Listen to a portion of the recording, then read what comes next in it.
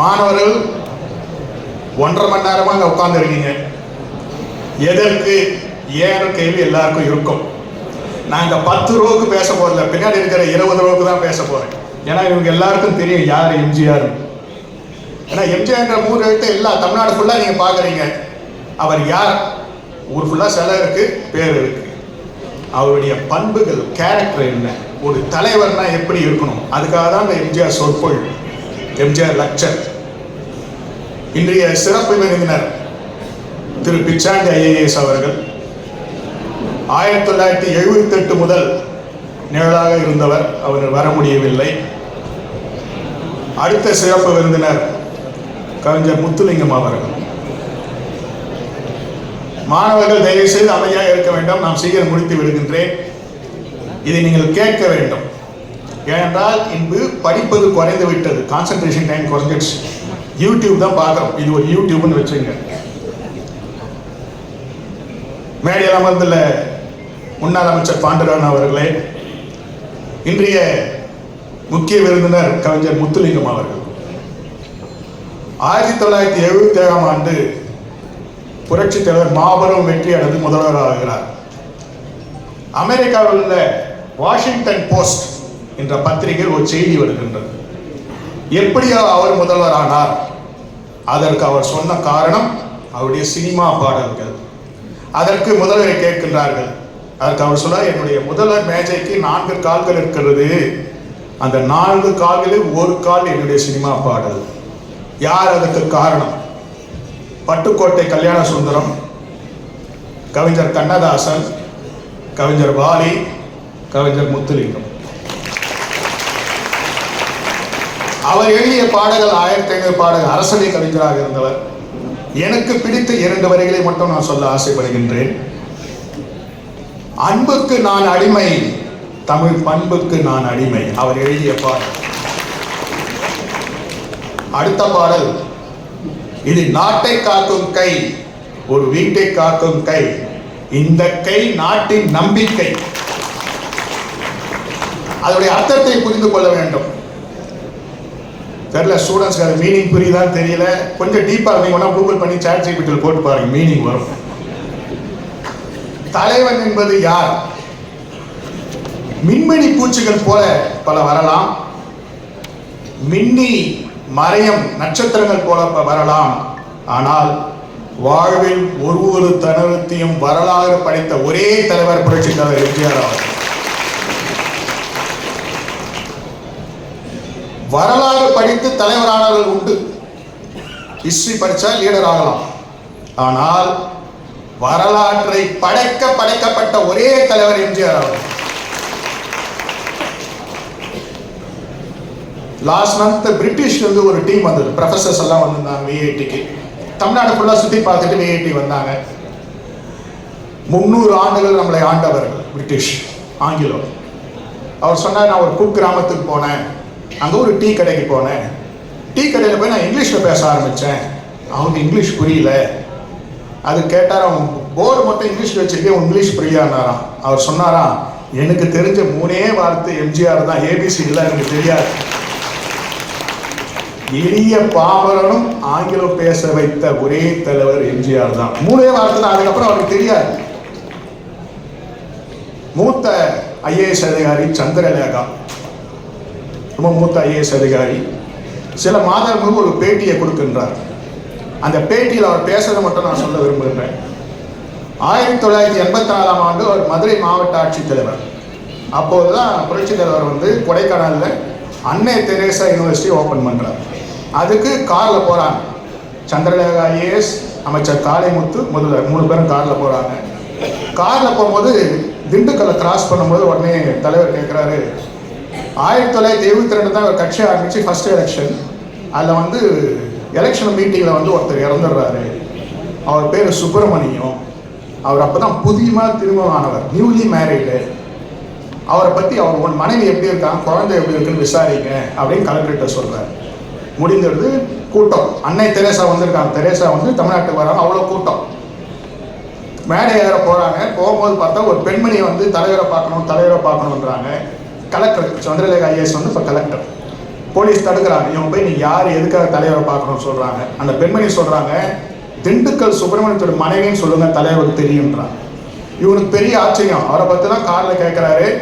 அப்போ யோசிக்கிறாங்க, 72 நடந்த சம்பவம் 84, 12 வருஷமா தலைவர் வந்து எந்த உதவி செய்யாமல் இருப்பார் அப்படின்னு யோசிக்கிறாங்க. அவர் சொல்றாரு, உங்களால் முடிஞ்ச அரசாங்க உதவி செய்யுங்க, தனிப்பட்டலாம் நான் செய்கிறேன் அப்படின்றாரு. சரி, அந்த பெண்மணியை போய் கூப்பிட்றாங்க. நீ தான் அந்த சுப்பிரமணிய மனைவி? ஆமாம். உனக்கு குழந்தை? ஆமாம். நான் இப்போ வந்து ப்ரெக்னெண்ட்டாக அந்த முழுவதும் இருந்தேன், குழந்தை இருக்கு, என்ன உதவி வேணும்னு அந்த அம்மா சொல்கிறாங்க. 12 வருஷமா தலைவர் எல்லா உதவியும் எனக்கு செய்கிறாங்க, அந்த குழந்தைய என்கிட்ட காட்டணும், அதுக்காக தான் கூப்பிட்டு வந்தேன்றாங்க. இவனுக்கு அப்பவும் புரியல, எல்லா உதவியும் செய்கிறாரு, கலெக்டர் போய் எதுக்கு உதவி கேட்டாங்கன்னு தலைவர்கிட்ட கூப்பிட்டு போகிறாங்க. பார்த்து குழந்தைலாம் தலைவர் மற்றற்ற மகிழ்ச்சி. அந்த அம்மாவும் சென்றாங்க. அப்போ கேட்குறாங்க, கலெக்டர் வந்து சிஎம் பார்த்து கேட்குறாங்க, நீங்கள் எல்லா உதவியும் செய்கிறீங்க, என்னையா உதவி செய்ய சொன்னீங்கன்னு கேட்டாங்க. நான் எல்லா உதவியும் செய்தேன், ஆனால் அவருக்கு ஹஸ்பண்ட் இல்லை, கணவன் இல்லை, அது ஈடு செய்ய முடியாது, வாழ்க்கை முழுவதும் அவருக்கு உதவி செய்ய வேண்டும். ஒரு தொண்டனுடைய உயிருக்கு மதிப்பு தந்தவர் தலைவர். ஒரே ஒரு தொண்டனுடைய உயிருக்கு அவர் தலைவர். அதுக்கப்புறம் என்ன பண்ணாராம், ஒரு கூட்டத்திலையும் பேசும்போது சொல்லுவாராம், முதல்ல பெண்கள்லாம் போயிடுங்க, முதல்ல குழந்தைங்கள்லாம் போயிடுங்க, ஆண்கள்கிட்ட ஒரு விஷயம் சொல்லணும் வரோம். எல்லாம் போன பிறகு ஆண்கள் இப்போ நீங்கள் போகலான்னு. எதுக்காகனா பெண்கள் வந்து பாதுகாப்பாக செல்ல வேண்டும். அவர் ஒரு இன்டர்வியூ கொடுக்குறார், பேட்டி கொடுக்குறார். அந்த இன்டர்வியூவில் வந்து கேள்வி கேட்குறாங்க, செல்வத்தையும் கவலையும் கடவுள் ஒன்றாக கொடுப்பது ஏன்? அதுக்கு சிரிச்சே சொல்றாரு, மனிதன் கடவுளை மறந்துடுவான், அதனால செல்வத்தையும் கொடுக்கிறார், கவலையும் கொடுக்கிறார். அடுத்தது கேட்கிறாங்க, உங்களுக்கு வந்து கடவுள் பக்தி உண்டா? உண்டு. கோயிலுக்கு செல்வீர்களா? செல்வேன். உங்களுடைய குலதெய்வம் எது அப்படின்னு கேட்கிறாங்க. என்னோட குலதெய்வம் பெத்த அம்மா தான் எனக்கு குலதெய்வம், யாரும் இல்லை. அடுத்த கேள்வி, உங்களுடைய லட்சியம் என்ன? முதல்வராகிறார். முதல்வர் உங்களுடைய லட்சியம் என்ன அப்படின்னு கேட்கிறார்.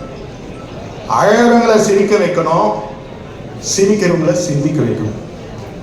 அழகவங்களை சிரிக்க வைக்கணும், சிரிக்கிறவங்களை சிந்திக்க வைக்கணும். அவ்வளோதான் என்னோட லட்சியம். ரொம்ப சிம்பிளாக முடிச்சிட்டார். பெருசாக பேசுவாங்க சார், 2 வார்த்தையில் முடிச்சிட்டார். அதுக்கப்புறம் தான் அவர் பரமத்தி வேலூர்னு ஒரு ஊர் இருக்கு, அந்த ஊருக்கு பொதுக்கூட்டத்துக்கு போகிறாங்க. டாக்டர் ஹண்டே 100வது பிறந்தநாளை கொண்டாடி கொண்டு இருப்பவர் என்றும் அவர் என்கிட்ட அந்த செய்தியை சொன்னார். கூட்டத்துக்கு போகும்போது மாலை செய்தித்தாளை வந்து டாக்டர் ஹண்டே படிச்சிடுறாரு. இவர் கேட்க, செய்தி இருக்கா டாக்டர் அப்படின்றாரு. ஒன்றும் இல்லைன்னு சொல்லி, இல்லை நீ சொல்லு அப்படின்றாரு. இல்லை, எதிர்கட்சியெலாம் அவங்களை பார்த்து சொல்கிறாங்க, உங்களுக்கு பொருளாதாரமே தெரியாதான், உங்களுக்கு அட்மினிஸ்ட்ரேஷனே தெரியாதான், நீங்களாம் செய்யமா என்ன பண்ண போறீங்கன்னு கேட்குறாங்க. பேசாமல் விட்டுறாரு. பொதுக்கூட்டத்தில் மைக்கை பிடிச்சி பேசுகிறார். ஆமாம், எனக்கு பொருளாதாரம் தெரியாது, எனக்கு அட்மினிஸ்ட்ரேஷன் தெரியாது, அதெல்லாம் பார்த்து ஐஏஎஸ் இருக்காங்க. வறுமை என்னன்னு எனக்கு தெரியும், வறுமையை ஒழிப்பேன், அதுதான் எனக்கு தேவை, வேற எதுவும் தேவையில்லைன்றாரு. அப்படிப்பட்ட முதல்ல நிறைய புரட்சி திட்டங்களை செய்திருக்காரு. 1979ஆம் ஆண்டு பெரியாரின் 100ஆண்டு விழா. பெரியாரின் கொள்கை என்ன? சாதி ஒழிப்பு. 79ஆம் ஆண்டு பெரியாரின் 100ஆண்டு விழா முன்னிட்டு தமிழ்நாட்டில் உள்ள தெருப்பேர்கள் சாதி எல்லாம் எடுத்தவர் புரட்சி தலைவர். சாதி பேரே இருக்கக்கூடாதுன்னார். அதை விட புரட்சி 1980ஆம் ஆண்டு.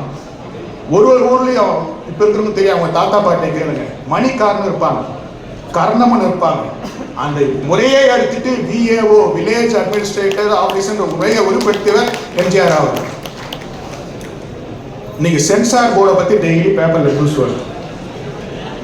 அதுதான் உங்களுக்கு உடனே தெரியும், சென்சார் போர்டு தான் எதுக்கு வருதுன்னு உங்களுக்கு தெரியும். 60 வருஷத்துக்கு முன்னே சென்சாரை பார்த்தவர் புரட்சி தலைவர் அவர். 1966 இதே பொங்கலுக்கு அன்பேவான்னு ஒரு படம் வருது. அன்பேவா படத்தில் ரொம்ப ஃபேமஸான பாட்டு ஒன்று வரும். உதய சூரியன் பார்வையிலே உலகம் வீழ்த்து கொண்ட வேலையிலே. அதை கூர்ந்து கவனிச்சிங்கன்னா உதயசூரியன் ஒரு புதிய சூரியன் வரும். ஏன்னா சென்சார் அப்பயே அப்செக்ட் பண்ணிட்டாங்க, உதயசூரியன் வார்த்தை யூஸ் பண்ணக்கூடாது, அதனால புதிய சூரியன் சொன்னார். அதே வருஷம் 1966 டிசம்பர் மாதம் இன்னொரு படம் வருது, பெட்ரோல் தான் பிள்ளையா. அந்த படத்தில் ஒரு பாட்டு வரும், அறிவுக்கு இணங்கு வள்ளுவரை போல், அன்புக்கு வணங்கு வள்ளலாரை போல், கவிதைகள் வழங்கு பாரதியை போல், மேடையில் முழங்கு அறிஞர் அண்ணா போல் வரும். ஆனால் படத்தில் அண்ணான்னு வராது, மேடையில் முழங்கு திருவிக்கா போல் வரும். அதுவும் சென்சார் கட்டு. சென்சாரை பார்த்து வளர்ந்து தான் தலைவர் ஆனார். சென்சாருக்கெல்லாம் நம்ம பயப்படக்கூடாது. 60 வருஷத்துக்கு முன்னே சென்சாரை பார்த்தவர். ஆக்ஸ்போர்ட் யூனிவர்சிட்டி உங்களுக்கு தெரியும், ஆக்ஸ்போர்ட் யூனிவர்சிட்டி எவ்வளோ பெரிய யூனிவர்சிட்டின்னு. அவங்க வந்து வேர்ல்டு சினிமான்னு ஒரு புக்கு போடுறாங்க. 800 பேஜ் கொண்ட வேர்ல்டு சினிமா புக்கில் உலகத்தில் உள்ள டாப் நடிகர் 140 பேரை போடுறாங்க. அதில் இடம்பெற்ற இந்தியாவை சேர்ந்த ஒரே நடிகர் புரட்சி தலைவர் எம்ஜிஆர் அவர். அவரை பற்றி கலகலையாக சொல்லிட்டு போகலாம், டைம் பத்தாது. 2 நிகழ்வு. ஒரு தடவை காரில் போயிட்டு இருக்கார்.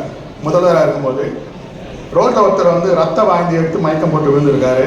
காரை நிறுத்துறா, போய் பார்க்குறாரு. பார்த்த உடனே பாதுகாவலர் வந்து, சார் இவர் கம்யூனிஸ்ட் எழுத்தாளர், உங்களை எதிர்த்து எழுதுறவன்றார். பரவாயில்ல, நீ ஹாஸ்பிட்டலில் சேரணும், ஹாஸ்பிட்டலில் சேர்த்துறாரு. அவர் குணமடைந்த பிறகு திருப்பி எம்ஜிஆர் எதிர்த்து எழுதுறாரு. பரவாயில்லன்றாரு. ஒரு நாள் அவர் இறந்து விடுகிறார். அவருடைய மனைவிக்கு வீட்டுக்கு செல்றாரு. அப்பவும் பாதுகாவலர் கேட்குறாரு, எதுக்கு உங்களை எதிர்த்து வீட்டுக்கு போறீங்க அப்படின்னு. மாலை போட்டு வரும்போது அவர் கையில் ஒரு பச்சை குத்தி இருக்கு. இந்த உயிர் எம்ஜிஆர் போட்ட பிச்சை. தன்னை திட்டிவருக்கும் உதவி செய்தவர். இதெல்லாம் தலைமை பண்பு என்று தலைமைக்கு தெரிந்து கொள்ள வேண்டும். நம்ம திட்டினா அவன் விரோதி இல்லை, எதிரி இல்லை, அவனுக்கும் உதவி செய்ய வேண்டும். இதை தான் இயேசு சொன்னார். என்ன சொன்னார்? ஒரு கன்னத்தை காட்டலாம், மறு கன்னத்தை அதை தான் புரட்சி தலைவர் அன்னைக்கே செய்தார். ராமாவரம் தோட்டம்ன்றது ஒரு அமுத சுரபி. அவருடைய சமையலறை 24 hours ஒர்க் பண்ணும். யார் போனாலும் உணவு. ஒரு முறை அவர் சாப்பிட உட்கார்றாரு. கையில் வைக்கவே அவருடைய சமையல்காரர் வந்து காலை பிடிச்சி அழறாரு, ஐயா என்னை மன்னிச்சிடுங்கன்றார். எம்ஜிஆர் நிறைய விரோதிகள், சினிமாவிலேயும் அரசியல் நிறைய விரோதிகள். நான் விஷயம் கலந்துட்டேன் அப்படின்றாரு. எதுவுமே சொல்ல.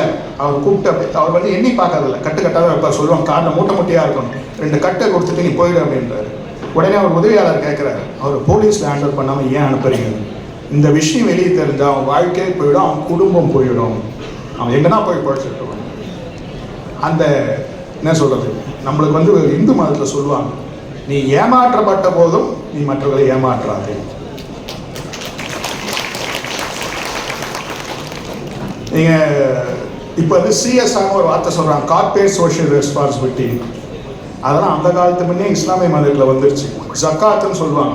வருஷம் வருஷம் நம்மளுடைய இன்கம்ல 2.5% தானம் கொடுக்கணும். அதெல்லாம் தாண்டி கொடுத்து வருகிறது.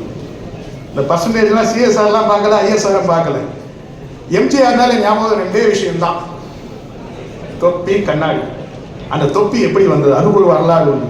இதெல்லாம் எப்படின்னா, அவர்கிட்ட செயலாளர் நிறைய ஐஏஎஸ் இருக்காங்க. அப்பப்பட்ட கதை கேட்பேன். குழந்தைங்களுக்கு கேட்கும்போது ஃபோன் பண்ணுவேன். அவங்க 2 கதை சொல்லுவாங்க. இதெல்லாம் எழுதி வச்சுப்பேன், வேறு எதுவும் இல்லை. இன்னைக்கு அவர் பிச்சாண்டி சார் வரல, கற்பூர் சுந்தர பாண்டியன் எல்லாருக்கும் அப்பப்போ பேசுவேன். 1968 அடிமை பெண் ஷூட்டிங் படப்பிடிப்புக்கு ராஜஸ்தான் போகிறாங்க. ராஜஸ்தானில் மோகன்லால் சுகாத்தியார் ஒரு கவர்னர், அவர் வந்து இவருக்கு விருது கொடுக்குறாரு.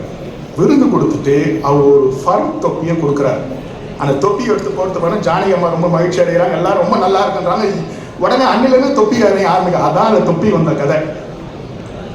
அவரை பாடலை ரசிக்காதவர் யாரும் கிடையாது. கடந்த வாரம் நம்முடைய தமிழக முதல்வர் ஒரு பேட்டி கொடுக்கிறார். உங்களுக்கு பிடித்த பாடல் என்ன? உங்க காரில் எந்த பாடல் ஒலிக்கும்? என் காரில் எம்ஜிஆர் பாட்டு தான் ஒலிக்கும். அச்சம் என்பது மனமே தான் ஒலிக்கும் என்று முதல்வர் சொல்றார். அதனால அவருக்கு வந்து கட்சி வேறுபாடு இல்லை, அவரை பிடிக்காதவங்க யாருமே இல்லை. அதில் எனக்கு பிடித்த 2 வரியை மட்டும் இன்னைக்கு மாணவர்களுக்கு தெரிய வேணும். படகோட்டி படத்தில் 2 வரி வரும்.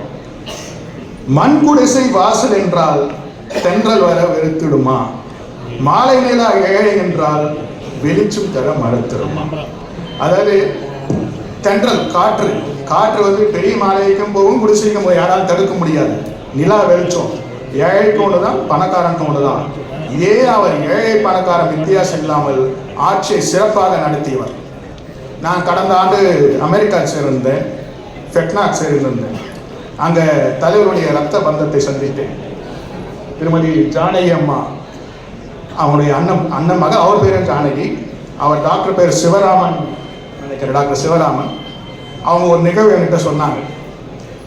அவருக்கு வந்து 1984 1984 உடல் குறைவு ஏற்படுகிறது. அப்போ தான் ஏர் ஆம்புலன்ஸ் யூஸ் பண்ண 40 வருஷத்துக்குமே ஏர் ஆம்புலன்ஸ் யூஎஸ் கூப்பிட்டு போகிறாங்க. டிசம்பர் 1984 நவம்பர் 5 யூஎஸ் கூப்பிட்டு போகிறாங்க. 1984 டிசம்பர் 19 அவருக்கு ஆப்ரேஷன் நடக்குது. கிட்னி டிரான்ஸ்பிளான்ட் நடக்குது. அதுக்கு தானமாக வழங்கிய அவருடைய அண்ணன் மகள் லீலாவதிய மகள் இங்கு இருக்கின்றார். தலைவருக்கே உயிர் கொடுத்த குடும்பம். ரொம்ப சக்ஸஸ்ஃபுல்லாக சர்ஜரி முடிஞ்சிருக்கு. அப்போ டாக்டர் சிவராமன் வந்து யங் டாக்டர், அப்போ தான் போய் அந்த ஹாஸ்பிட்டல் சாடுறாரு. அமெரிக்காவில் நியூயார்க்கில் இருக்கிற புரூக்லின் மருத்துவமனை. சர்ஜரி முடிச்சுட்டு கீழே வந்திருக்கார், கேன்டீனில் சாப்பிட்ருக்காரு. கேன்டீனில் சாப்பிட்டு பில் கொடுக்க போனாராம். அந்த கேன்டீனில் இருக்க சொல்லியிருக்கா, யாரோ ஒரு இந்தியர் மேலே ஆப்ரேஷன் வந்திருக்கு, நீங்கள் சாப்பிட்ற எல்லாருக்கும் ஃப்ரீன்னு சொல்லிட்டாரு. இவரே பேச முடியல, நினைவில்லை. ஆனால் அன்னைக்கு ஹாஸ்பிட்டலில் மொத்த பேருக்கும் ஃப்ரீ சாப்பாடு. யூஎஸில் போய் புரூக்லினில் முடிச்சுட்டு வந்திருக்காரு. எல்லாம் முடிச்சுட்டு திருப்பி இந்தியா கிளம்புறாங்க. இதுதான் அவருக்கு டாக்டர் சிவராமன் சொன்ன தகவல். காரில் உட்காந்துட்டு ஒரு ஆள் பேச முடியல. ஜானகம்மா இவங்க காரில் உட்காந்துருக்கான், ஃப்ரெண்டில் டாக்டர் உட்காந்துருக்காரு. அந்த டிரைவர் வந்து ஒரு அமெரிக்கன். அவரை கூப்பிட்டு ஏதோ ஒரு செய்ய காட்டுறாரு. அமெரிக்கனுக்கு என்னன்னே புரியல. அப்புறம் கேட்டார், என்ன கேட்குறான்னு, நீ சாப்பிட்டியா? அந்த டிரைவர் நீ சாப்பிட்டியா அப்படின்னு கேட்டிருக்காரு. 1985 பிப்ரவரி 4 தமிழ்நாட்டுக்கு வருகிறார். தமிழ்நாடே அவரை வரவேற்கின்றது. 7 மார்னிங் வர ஒன்று அந்த டிவியில் அந்த ஸ்க்ரீன் ஞாபகம் இருக்கு, அந்த சீன் காட்டினது. தமிழ்நாடே வரவேற்கின்றது. ஆனால் 1984 அமெரிக்காவில் படுத்துக்கொண்டே ஆண்டிப்பட்டியில் ஜெயிக்கின்றார். உலகத்திலேயே தொகுதிக்கு வராமல் படுத்துக்கொண்டே 1000 கிலோமீட்டருக்கு மேலே இருந்து ஜெயித்த ஒரே தலைவர் அவர் தான். அப்பவே டிஜிட்டல் மார்க்கெட்டிங் பண்ண ஒரே தலைவரும் அவர் தான். சோஷியல் மீடியா ஃபேஸ்புக்கில் எதுவும் இல்லை. அங்கேருந்து ஒரு நியூஸ் பேப்பர் அதில் டேட் இருக்கும். ஸோ அவர் உயிரோடு இருக்காரு அப்படின்னு தெரியுதுக்காக அந்த பேச்சு எல்லாருக்கும் இந்த கையை காட்டினார். அவ்வளோதான், ஜெயிச்சுட்டார். ஆண்டிப்பட்டி மக்களுக்கு நன்றி தெரிவிக்க வேண்டும். இங்கேருந்து மதுரைக்கு போகிறார். மதுரை சர்க்கிட் ஹவுஸில் கூட்டம் வெளியே வர முடியல. போலீஸ் வெளியே வரக்கூடாதுன்னு சொல்கிறாங்க. டாக்டர் கூடவே இருக்கார். இல்லை, நீங்கள் வெளியே போகக்கூடாது அப்படின்ட்டு விறுவிறுன்னு நடந்து ஒரு சேர் மெயின் ரோட்டில் போடுறார். எல்லாரையும் விடுறார். யார் வரணும் வாங்க, கை கொடுங்க, பெட்டிஷன் வாங்கணும்னு எல்லாரும் ஒரே மகிழ்ச்சியெல்லாம் ஊருக்கு போயிடுறாங்க. திரும்பி காரில் போகிறார். காரில் போகும்போது டாக்டர் சொல்கிறாங்க, கண்ணாடி இறக்கக்கூடாது, கூலிங் கிளாஸ் இறக்கினா உங்களுக்கு காற்று வந்து திருப்பி பிரச்சனை வந்துடும். வெளியே இருக்கிறவங்களாம் கையெடுத்து கும்பிட்றாங்க, கையாடுறாங்க. ஆனால் உள்ளேருந்து ஒரு கையெடுத்து கும்பிட்றாரு. பக்கத்தில் டாக்டர் கேட்குறாரு, நீங்கள் கையெடுத்து கும்பிட்றது அவருக்கு தெரியுமா? மரியாதை கொடுப்பவருக்கு திரும்ப மரியாதை கொடுப்பது. இது எனக்கு தந்தை சொல்லி கொடுத்தது. எங்கள் காலையில் வந்து செக்யூரிட்டிலாம் விஷ் பண்ணுவாங்க. நான் கூட இவர் கேட்டேன், நீங்கள் விஷ் பண்ணுறேன். இது எனக்கு என் தலைவர் சொல்லி கொடுத்தது அப்படின்னு. இன்னைக்கு தந்தை சொன்னதை நான் ஃபாலோ பண்ணிட்டு இருக்கேன். நீங்கள் யோசிப்பாங்க, ஸ்டூடெண்ட்ஸ் வந்து முதல்ல இப்படின்வாங்க, இப்போ இப்படின்றாங்க. இப்போ தலையை கூட எந்த ஆசிரியர் பார்த்து தலையாட்டுறேன். ஆனால் வாத்தியாரை பார்த்து இன்னைக்கு எல்லாரும் கும்பிட்றோம். அதனால் ஒருத்தர் நம்ம மரியாதை கொடுக்கும்போது திருப்பி அவங்களுக்கு மரியாதை செய்ய வேண்டும். ராமாயணம் மகாபாரதம் தெரியாதவர்கள் யாரும் கிடையாது. ராமாயணத்தில் ஒரு நிகழ்வை தலைவரோடு குறிப்பிட்டு பேச ஆசைப்பட்டிருக்கிறேன். ஜனகன் மகன் ராமச்சந்திரனும் நாடோடியாக திருந்து மன்னனானான். நீயே நாடோடி மன்னன் தான். அவனமும் இருந்தது போல உன்னிடத்திலும் வில்பவரம் இருக்கின்றது. மனிதனாக இருந்தவர் நீ. அந்த ராமச்சந்திரன் தெய்வமாக இருந்து மனிதனாக மாறியவர். நீ மனிதனாக இருந்து தெய்வமாக மாறியவர். அதனால்தான் நாம் இதே தெய்வம் என்று அழைக்கின்றோம். எம்ஜிஆரின் திரையில் கடந்ததெல்லாம் வெறும் படங்கள் அல்ல, அதெல்லாம் பாடங்கள். அவர் நம்மளுக்கு பாடம் எடுத்தார். அதனால்தான் நாம் இன்னும் வாத்தியார் என்று அழைக்கின்றோம். எல்லா மதத்திலையும் ஜபம் செய்வார்கள். ஒரு மாலை வச்சிருப்பாங்க. இந்து மதத்தில், இஸ்லாமிய மதத்தில், கிறிஸ்துவ மதத்தில் ஜபம், அது கவுண்ட் பண்ணுறது பார்த்துட்டீங்க. கவுண்ட் பண்ணுவாங்க. 1000 முறை சொல்லுவாங்க. கடவுள் பெயரை 1000 முறை சொன்னால் மேலே புண்ணியத்துக்கு போகலாம்ன்றாங்க. திருப்பதியில் போனால் ஒழித்து கொண்டே இருக்கும். உலகத்திலேயே கடவுள் பெயருக்கு அடுத்து ஒரு மனிதன் பெயரை தினமும் 5000 முறை ஒப்பிக்கும் ஒரே தலைவன் எம்ஜிஆர் தான். இது நான் சும்மா சொல்ல, நீங்க நினைக்கலாம் 5000 பேர் யார் சொல்றாங்க? இங்க இருக்கிறவங்க யாரும் சொல்ல, நான் சொல்ல, யாரும் சொல்ல. தினமும் 5000 பேர் எம்ஜிஆர் பேர் யார் சொல்றது? சென்னை ரயில்வே ஸ்டேஷன்ல சொல்றாங்க. போய் பாருங்க. சென்ட்ரல் ஸ்டேஷன்ல இறங்கின உடனே புரட்சி தலைவர் டாக்டர் எம்.ஜி. ராமச்சந்திரன் தினமும் 5000 முறை கூறுகிறார்கள். மகாத்மா காந்தி இல்லாமல் இந்திய வரலாறு இல்லை. எம்ஜிஆர் பெயரை சொல்லாமல் தமிழக அரசியல் இல்லை. நேற்று இருந்தவர் இருக்க போவர், இன்னைக்கு வந்தவர் எல்லாம் எம்ஜிஆர் பெயரை சொன்னாதான் ஓட்டு கிடைக்கும். இந்த நிகழ்வே அவரை பற்றி உங்களுக்கு தெரிய வைக்கதான். விஐடி என்றும் உலகம் இருக்கும் வரை, விஐடி இருக்கும் வரை எம்ஜிஆர் புகழ் பாடுவோம் என்று கூறிக்கொண்டு